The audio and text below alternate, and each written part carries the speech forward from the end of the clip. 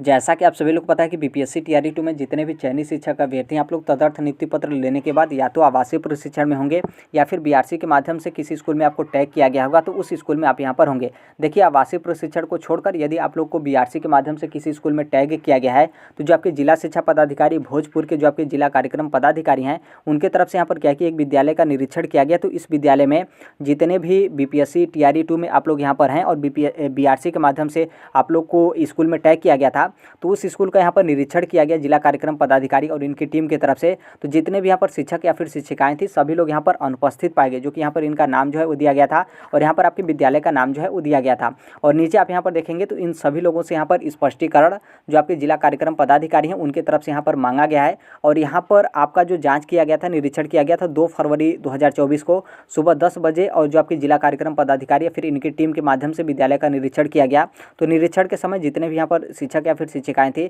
सभी लोग यहाँ पर अनुपस्थित जो है आपके पाए गए। और नीचे आपका दिया गया है कि ज्ञातव्य हो कि आप सभी की नियुक्ति आज की तिथि तक औपबंधिक है। आपकी नियुक्ति आज की तिथि तक औपबंधिक का मतलब यह है कि जैसे आप लोग अपना औपबंधिक नियुक्ति पत्र लेते हैं, तो उसी दिन से यहाँ पर क्या होता है, औपबंधिक नियुक्ति पत्र लेने के बाद जो आप लोग का नियुक्ति होता है, एक तरीके से औपबंधिक के रूप में औपबंधिक के तौर पे आपका नियुक्ति जो है आपका हो जाता है। जो आपका मेन नियुक्ति होता है, जैसे अभी आप लोग का शिक्षा विभाग की तरफ से विद्यालय का आवंटन किया जा रहा है, बहुत सारे जिले का आपका विद्यालय का आवंटन जो है आपका कर दिया गया। उसके बाद जो आप लोग का पदस्थापन पत्र होता है, पदस्थापन पत्र लेने के बाद जो आपका विद्यालय है, उस विद्यालय में आप लोग कार्यभार जो है ग्रहण कर लेंगे, तो वो जो आपका नियुक्ति होता है वो आपका एक तरीके से मेन जो है आपका नियुक्ति माना जाता है। लेकिन अभी वो आपका कार्यभार नहीं हुआ है, तो इसलिए अभी तक जो आपका नियुक्ति है, औपबंधिक नियुक्ति पत्र लेने के बाद वो आपका औपबंधिक जो है आपका माना जाता है। और आगे आपका बोला गया कि ऐसा प्रतीत होता है कि आप लोगों को अपने कर्तव्य बोध का ज्ञान नहीं है, क्यों नहीं आपके विरुद्ध यहाँ पर कार्रवाई हेतु विभाग को प्रतिवेदित जो है आपका किया जाए। यानी आपका जो कर्तव्य है, उस कर्तव्य को लेकर बोला गया है कि आपका क्या कर्तव्य है, यही आप लोगों को नहीं पता है, और आपके विरुद्ध यहाँ पर कार्रवाई करने को लेकर जो भी आपका शिक्षा विभाग है, शिक्षा विभाग को ये जो है आपका सूचना दिया जाए।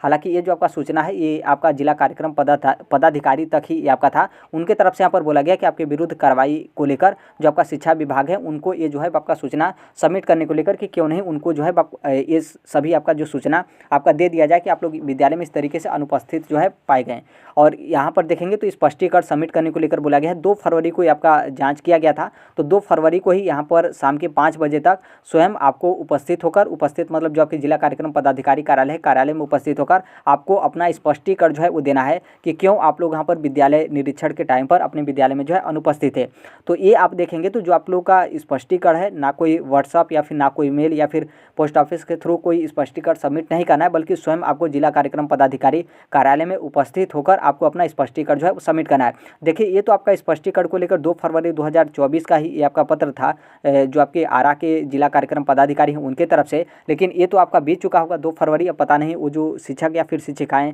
ये सब हैं, इनके ऊपर किस तरीके से जो है आपका फाइनल इनका मैनेज जो है आपका किया गया। लेकिन आप यहाँ पर ध्यान रखिएगा कि जैसे इस तरीके से आपसे स्पष्टीकरण मांगा जाता है, तो इसका मतलब ये नहीं कि जो आप लोग का पदस्थापन पत्र है वो आपका रद्द कर दिया जाएगा, फिर जो आपका चयन प्रक्रिया फिर नियुक्ति प्रक्रिया है, हर एक चीज़ आपका समाप्त कर दिया जाएगा, कैंसिल कर दिया जाएगा, ऐसा बिल्कुल नहीं है। लेकिन अभी ध्यान रखिएगा कि अभी आप लोग को क्या कि जो आपका पदस्थापन पत्र है वो आपका पदस्थापन पत्र नहीं मिला है। और नॉर्मल से बात है, पदस्थापन पत्र नहीं मिला है और उससे पहले इस तरीके का आपका समस्या आता है, तो इसका प्रभाव पूरा आपके पदस्थापन पत्र के ऊपर जो है आपका पड़ता है। यदि आप लोग स्पष्टीकरण अपना नहीं सबमिट करते हैं या फिर नहीं जाते हैं या फिर उसी तरीके से फाइल छोड़ देते हैं और उसी बीच में आप लोग का पदस्थापन पत्र दिया जाता है, तो निश्चित तौर पे जो आपके जिला शिक्षा पदाधिकारी होंगे उनके तरफ से जो आपका पदस्थापन पत्र है वो आपका रोक दिया जाएगा।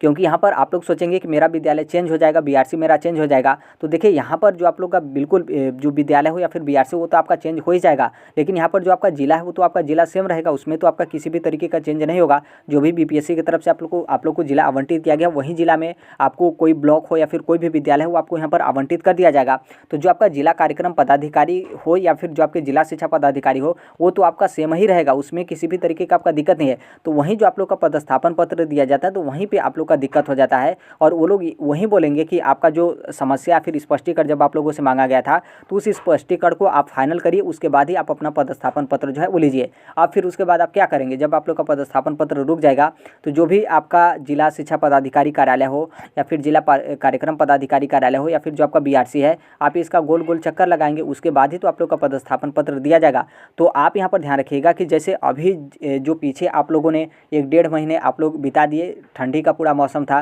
पैसा भी आप लोग का काफ़ी ज़्यादा जो है आपका खर्च हो जा रहा था। तो आप यहाँ पर पूरा कोशिश करिए कि जो अभी 3-4 दिन का और यहाँ पर आपका समय बचा है, क्योंकि बहुत सारे जिले का आपका स्कूल आवंटन होने के बाद सोमवार से पदस्थापन पत्र आपका दे दिया जाएगा। तो सोमवार को पदस्थापन पत्र मिलता है, तो सोमवार को भी आपका जो विद्यालय होगा, जो मेन विद्यालय होगा, उसमें आप लोग कार्यभार जो है ग्रहण कर लेंगे, जो है वो ग्रहण कर सकते हैं। और यदि मान लीजिए बहुत आप लास्ट तक मानिए तो जो आपका ये फरवरी है, फरवरी के मिड तक लगभग आप 10 दिन आपको और इंतजार करना पड़ेगा। 15 फरवरी तक जितने भी आपके जिले हैं, सभी जिले का आपका स्कूल आवंटन भी हो जाएगा, और उसके साथ आप लोग का पदस्थापन पत्र देने के बाद जो आप लोग का विद्यालय में कार्यभार होगा, हर एक चीज़ आपका यहाँ पर कंप्लीट हो जाएगा। तो जैसे उतना दिन आप लोग जो है मेहनत कर लिए हैं, तो कुछ दिन और यहाँ पर आप लोग मेहनत करिए। और जो भी आप लोग को बीआरसी के माध्यम से किसी स्कूल में आप लोग को तय किया गया है, तो पूरा आप यहाँ पर कोशिश करिए कि समय से आप वहाँ पर जाएँ और समय से आएँ, और जो भी आप लोग को काम दिया गया है उस काम को सही तरीके से आप अपने काम को जो है निर्वहन करें। क्योंकि यदि मान लीजिए यदि इसी बीच में आप लोग का कोई इस तरीके से दिक्कत हो जाता है, तो निश्चित तौर पर ये जो आप लोग 3-4 दिन का पैसा जितना आप बचाएंगे, उससे कई गुना पैसा आप लोग का जो स्पष्टीकरण इस तरीके से सबमिट करने को लेकर और कार्यालय में उपस्थित होकर आपको स्पष्टीकरण देना है, तो उससे कई गुना पैसा आपका ये जो स्पष्टीकरण वाला मामला है, इस मामले को सॉल्व करने में या फिर सलटाने में आपका उससे भी कई गुना ज़्यादा जो है आप लोग यहाँ पर पैसा जो है वो चला जाएगा। तो इसलिए पूरा कोशिश करिए। आप खुद यहाँ पर टीचर हैं, आप समझ पा रहे होंगे कहने का यहाँ पर क्या मतलब है कि आप लोग का पैसा काफ़ी ज़्यादा नुकसान हो जाएगा। तो इसलिए आपका जो समय है या फिर जो भी यहाँ पर आपका ड्यूटी है, बहुत अच्छे तरीके से करिए। देखिए यहाँ पर क्या है कि मतलब कहा जाता है कि जैसे दूसरे की गलतियों से सीख लेना, तो यदि जो ये शिक्षक या फिर शिक्षिकाएँ हैं, इनके ऊपर इस तरीके का समस्या है, तो आप कोशिश करिए कि इनकी समस्या से आप अपना समाधान कर लें। यानी आपका जो कोई भी, क्योंकि बहुत सारे ऐसे टीचर हैं जो घर चले गए हैं, या फिर आप लोग स्कूल आवंटन को लेकर इंतजार कर रहे हैं कि जैसे ही स्कूल आवंटन हो जाएगा उसके बाद हम यहाँ पर विद्यालय में आएंगे। तो फिर वहीं आप सोच लीजिएगा, यदि मान लीजिए आपके आने से पहले यहाँ पर विद्यालय में इस तरीके का जांच कर लिया गया, तो फिर जितना आप पैसा घर बैठकर बचाए होंगे कि वहाँ पर बाहर में बहुत ज़्यादा आपका पैसा खर्च हो जा रहा है, तो उससे भी यहाँ पर ज़्यादा आप लोग का पैसा यहाँ पर नुकसान हो जाएगा। और जो आप लोग का पदस्थापन पत्र है उसमें भी आपका वितरण करने में, मतलब आपको देने में देरी होगा। और नॉर्मल सी बात है, आपको पदस्थापन पत्र लेट मिलेगा तो आप लेट में विद्यालय में कार्यभार ग्रहण करेंगे, और जितने दिन विद्यालय में आप लोग लेट कार्यभार ग्रहण करेंगे उतने दिन का लगभग आपका सैलरी आपका बिगड़ेगा। क्योंकि आप किसी भी वर्ग में टीचर होंगे, चाहे आप प्राइमरी में भी टीचर होंगे, तो आपका एक दिन का लगभग 1000 रुपये से अधिक जो आपका सैलरी है वो आपका यहाँ पर मतलब आपका नहीं मिल पाएगा। तो इसलिए इन सभी बातों को यहाँ पर आपको ध्यान रखना है,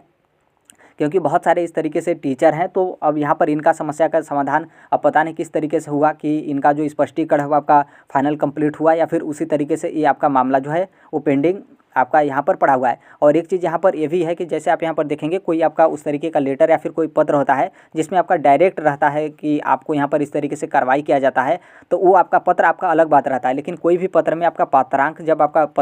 आपका डाल दिया जाता है, तो ये पत्रांक जब आप रिटायर होने जाएगा, रिटायर होने के समय भी आप यदि खोजेंगे कि पत्रांक संख्या 153 पे क्या आपके आदेश या फिर कोई दिशा निर्देश वगैरह हुए हैं, तो ये जो आपका स्पष्टीकरण वाला डाटा है, यही डाटा जो है आपका निकल जाएगा। तो ये चीज़ बहुत ज़्यादा खराब होता है, क्योंकि जब आपका पत्रांक कोई ऑर्डर या फिर कोई आदेश या फिर कोई मतलब आपका दिशा निर्देश में जारी किया जाता है, तो ये सभी चीज़ का आपका जो रजिस्टर वगैरह रहता है वो आपका मेंटेन किया जाता है, और ये सभी जो आपका पत्र है वो जो भी इनके कार्यालय वगैरह रहते हैं उसमें आपका सबमिट जो है मतलब रखा जाता है। तो इसलिए ये चीज़ काफ़ी ज़्यादा खराब होता है। और ये जो आपका स्पष्टीकरण है, किसी भी शिक्षक से यदि स्पष्टीकरण मांगा जाता है तो ये अच्छी बात नहीं है, क्योंकि स्पष्टीकरण मांगना ये बहुत मतलब बुरी बात है या फिर गलत चीज़ है। जो आपका रिकॉर्ड हो या फिर जो आपका डाटा है उसमें मतलब जो आपका रिकॉर्ड वगैरह है वो आपका यहाँ पर